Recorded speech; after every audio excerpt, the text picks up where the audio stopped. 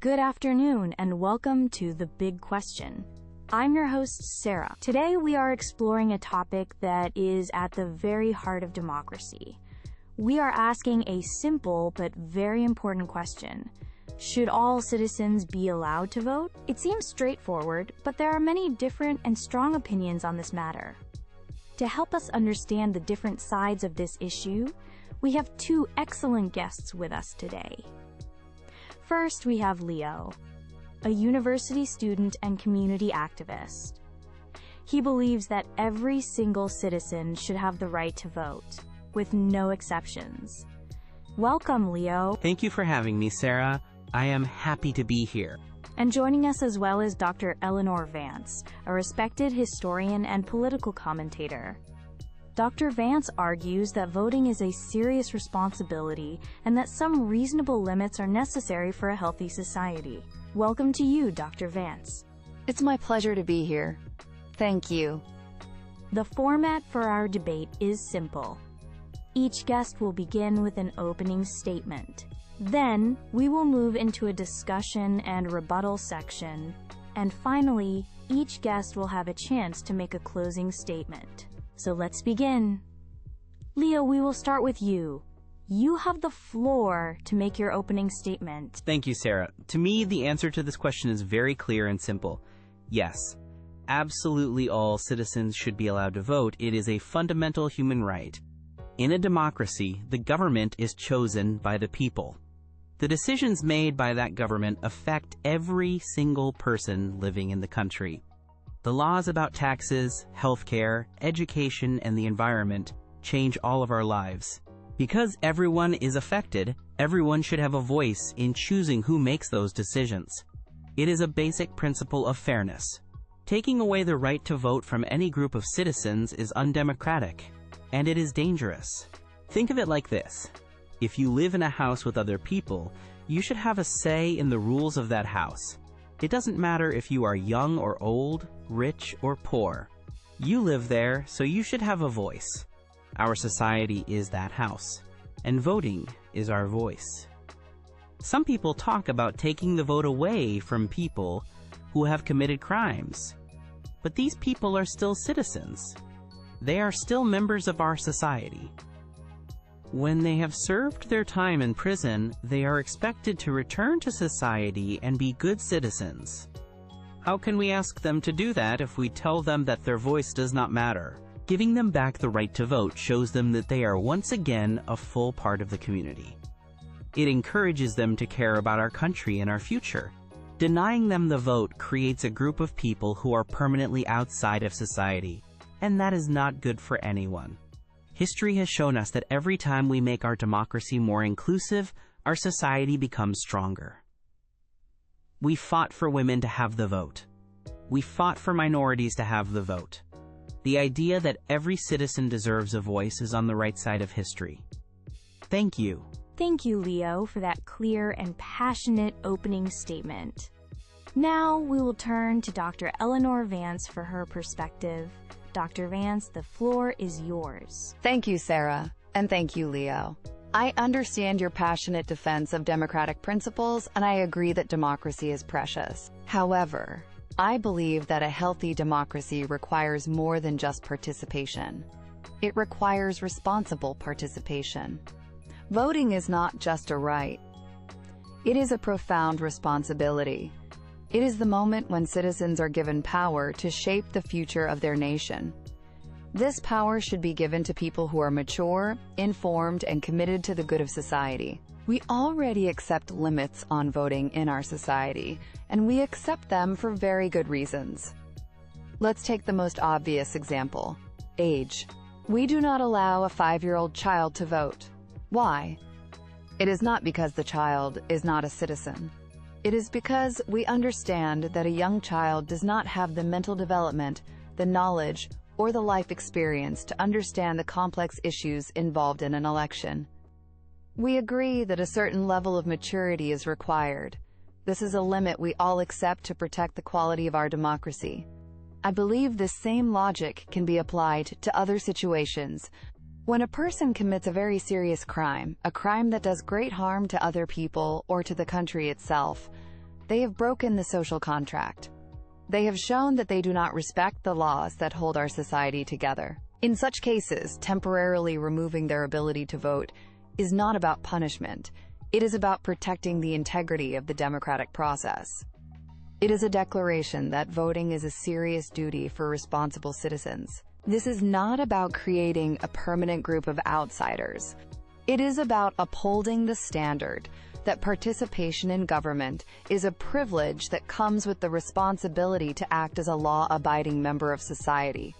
A strong and stable democracy is not just built on quantity of voters, it is built on the quality and responsibility of those voters. Thank you, Dr. Vance. You have both given us very clear and opposing views. Now let's move into our discussion section. Leo, I'd like to start with a question for you. Dr. Vance makes a strong point about responsibility. She says that people who have committed serious crimes have acted directly against the rules of society. Why should they be given the power to help choose the government that makes those rules? That is a fair question, but I believe it is based on a misunderstanding of the purpose of our justice system. The punishment for a crime is prison. A person loses their freedom. That is the price they pay to society for what they have done. Once they have served their sentence, their debt is officially paid.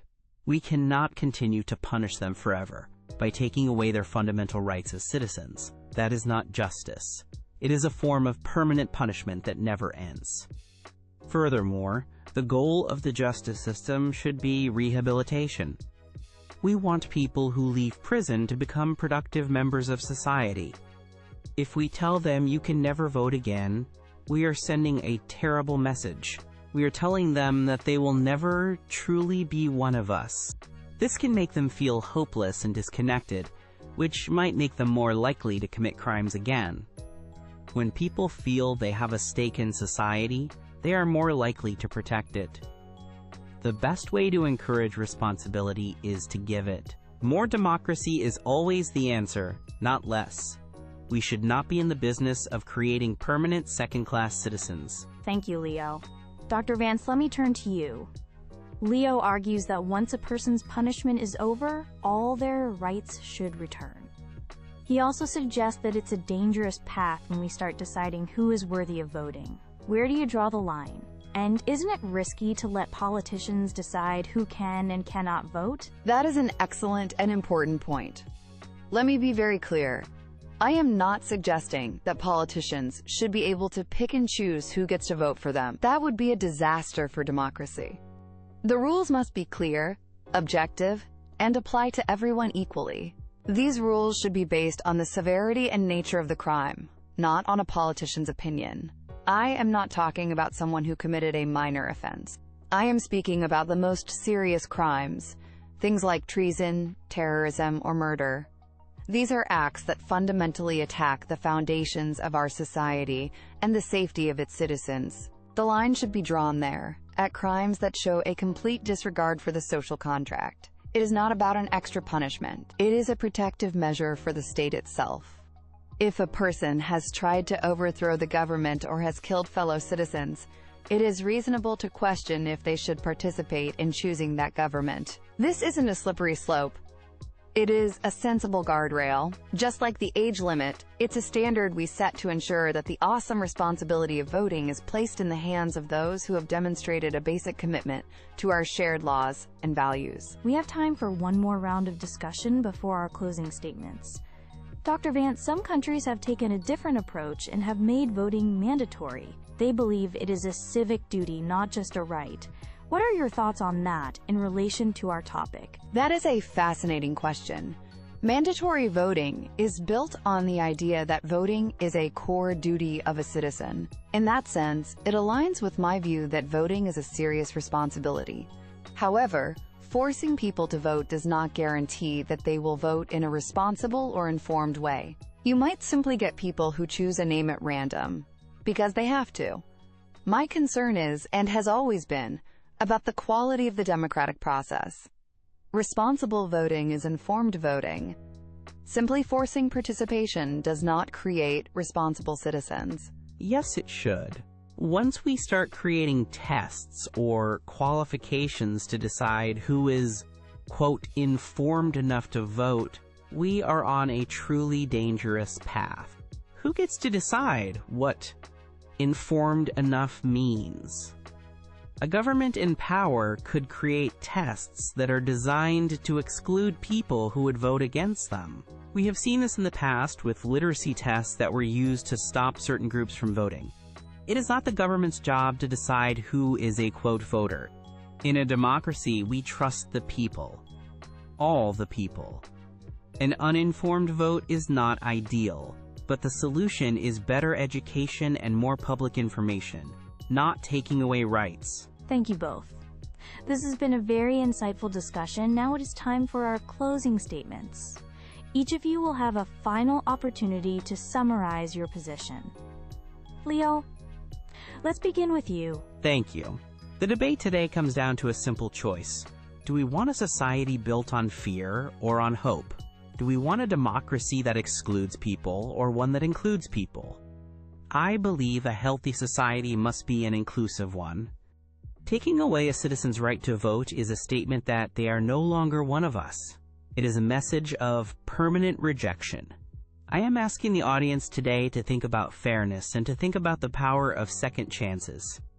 A democracy that gives everyone a voice, even those who have made mistakes, is a stronger, more just, and more stable democracy. Let's build a country where every single citizen matters and every voice is heard.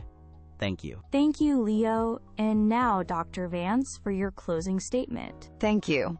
The choice today is not between fear and hope, but between wishful thinking and wisdom. A strong and healthy society is a responsible society.